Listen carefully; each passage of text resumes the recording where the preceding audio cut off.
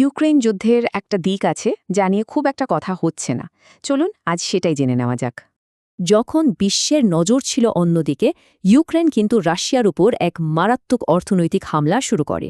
ঠিক তার আগেই রাশিয়ার তেল আর গ্যাস থেকে আয় কমে গিয়েছিল প্রায় 50%। বাজেট ঘাটতি বাড়ছিল, রিজার্ভও কমছিল, তাই একটা আর্থিক সংকটের আশঙ্কা দেখা দিয়েছিল। কিন্তু হঠাৎ অন্য এক সংঘাতের কারণে তেলের দাম বেড়ে যায় আর রাশিয়ার অর্থনীতি চাঙ্গা হয়ে ওঠে। এই বাড়তি আয়টা ছিল পুতিনের জন্য যেন একটা লটারি, যা যুদ্ধ চালিয়ে যেতে সাহায্য করে। রাশিয়ার এই অর্থনৈতিক শক্তির মুখে ইউক্রেন কি করতে পারত? তাদের দরকার ছিল নতুন কোনো কৌশল।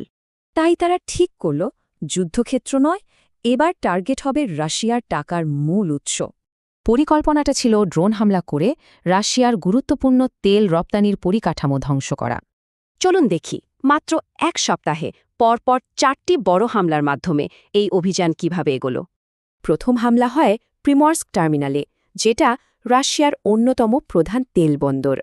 ঠিক 2 দিন পর উস্তা লুগা টার্মিনালেও হামলা হয়।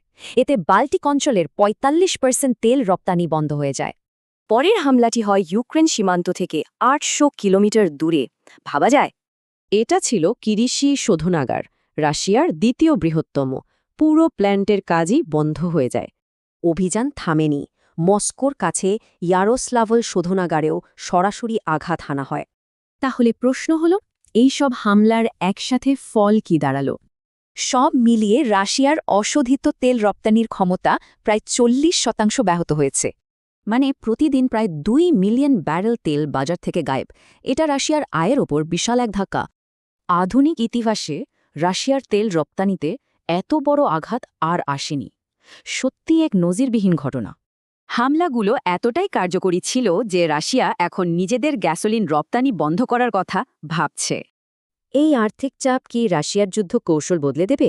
এই প্রশ্নটা শুধু যুদ্ধের ভবিষ্যৎ নয়, বিশ্ব অর্থনীতিকেও প্রভাবিত করবে।